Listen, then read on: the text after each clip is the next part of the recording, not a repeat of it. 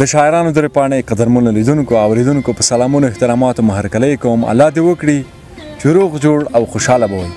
قدرمنو ملګرو، لکه څنګه چې تاسو ته بهتره معلومه ده چې په دغه پروګرام کې موږ د شاعرانو ورونو سره د دوی په شعر، شاعرۍ، شخصي ژوند او نورو وختیاو خبرې کوو. نو په دغه برخه کې نن موږ راغلی یو د تڼۍ سیمې ته چېرته زموږ ګران ملګری کوثر مختار صاحب اوسېږي. نو راځو د مختار صاحب څخه به څو ښکلي ښکلي غزل اورو، ژوند به یې پوښتو او کوشش کوو چې څو پوښتنې هم ترې وکړو. مختار صاحب، زموږ د شاعرانو درې په پاڼه کې درته ډېر زیات خرغلاس او هرکلی وایم، ستړی مه شئ. مننه پاچا صاحب، لومړی خو تاسو ته سلامونه او نیکې هیلې، او بیا د شاعرانو ډېرې ادبي پاڼې ټولو لیدونکو ته په ټوله پښتنه مینه سلامونه او نیکې هیلې وړاندې کوم. تمه ده چې ټول راته روغ او جوړ یو د صحت په کلیو کې. ډېر زیاته مننه مختار صاحب محترم. څنګه دې خوښه ده چې سر قسم د واره د اورېدونکو د ادبي تندې د غوړېدا په خاطر یو غزل درنه واورو؟ غزل به ووایم پاچا صاحب. غزل به وایي چې دا چې اومې کړه خواري زما، دا چې اومې کړه خواري زما هدف و. دا چې اومې کړه، دا چې اومې کړه خواري زما هدف و، ستا په څنګ کې زندګي زما هدف و. واه. او ما وې دواړه به تر مرګه یو وجود و. ما وې دواړه به تر مرګه یو وجود و، دا مې خوښه وه عمري زما هدف و. زبردسته یار، واه. چې په شونډو مو مسکا وي او خوښي وي، د نفرت نوم تمامي زما هدف و. زبردسته یار، بیا یې اورم. مننه. چې په شونډو مو مسکا وي او خوښي وي، د نفرت نوم تمامي زما هدف و. او چې له درده له ستمه په امان وي، چې له درده له ستمه په امان وي، داسې ژوند مې اخري زما هدف و. زبردسته یار، واه. او ما مختار به چې هر څه کړل ستا په خوښه، ما مختار به چې هر څه کړل ستا په خوښه، ستا به هر ډول خوښي زما هدف و. زبردسته یار، ډېر زیات مننه مختار صاحب محترم. غزل مو واورېدو، ډېر عالي و. نور قضاوت به یې لیدونکو ته پرېږدو. نو مختار صاحب، موږ خو د سیرې او نوم سره اشنا یو، که ته په خپله لیدونکو ته ځان ور معرفي کړې نو ډېره مهرباني منم. مننه پاچا صاحب. نوم مې کوثر، تخلص مې مختار دی، د تڼۍ ولسوالۍ اوسېدونکی یم. ښه ډېر ښه. مختار صاحب محترم، که دا راته ووایه چې څومره وخت کېږي چې تاسو د شعر میدان ته راغلي؟ تقریبا پاچا صاحب 2 کاله به کېږي. ښه ډېر وخت هم کېږي مختار صاحب. نو څومره شعرونه به د لیکلي وي؟ تعداد یې درته معلوم دی او یا نه؟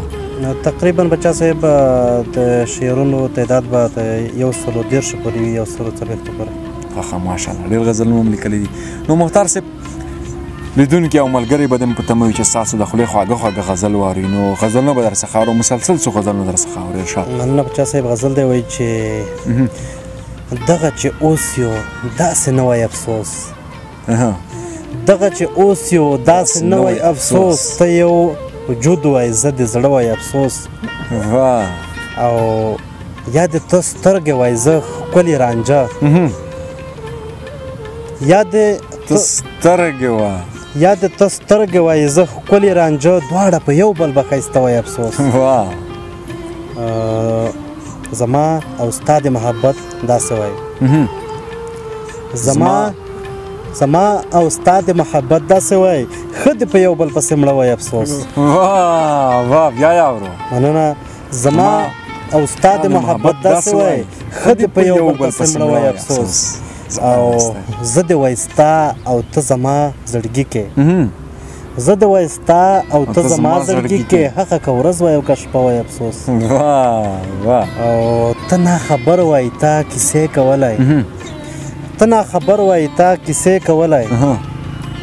پاچا صاحب، ته ناخبر وای تا کیسې کولای، مختار دې غېږه کې ودوای افسوس. واه، زبردسته یار، ډېر اخلي. بل هم در څخه اورو ارشاد.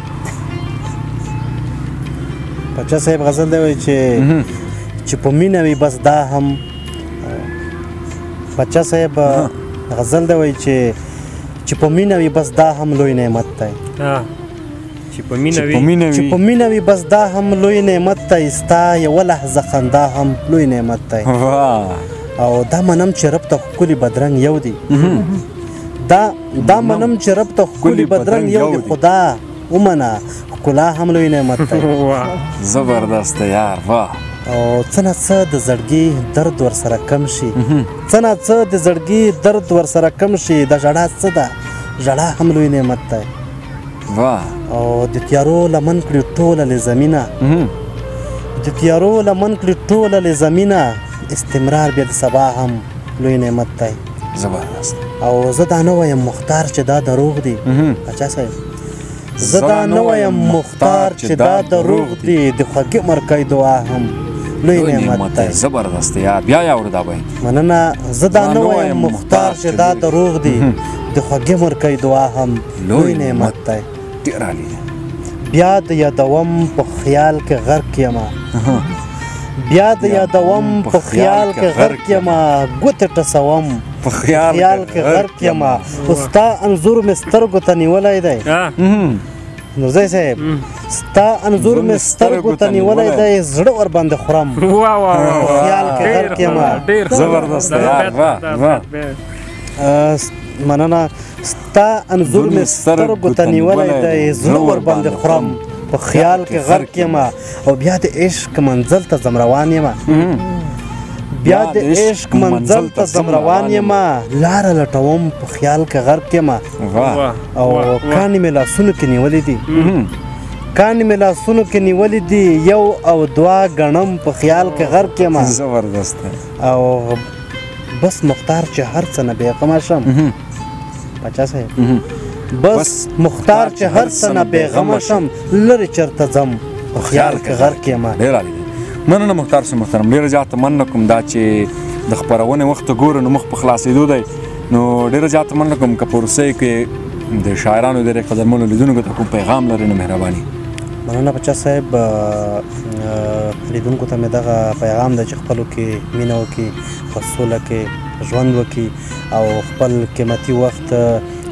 ضایع نه کړي او لومړی خو درس ووایي او که بیا درس نه و ځان ته یو څه روزګار پیدا کړي چې د دوی قیمتي وخت ضایع شوی نه وي مننه مختار صاحب محترم ډېره زیاته مننه کوم د ناستو ملګرو څخه هم زه زیاته مننه کوم آواز اوسئ نو قدرمنو ملګرو دا و زموږ نننی بنډار نو تر بله بیا دغسې بنډار ما عصمت پاشا او د کمرې په برخه کې یاد صاحب ته اجازه راکړئ د لوی الله په امان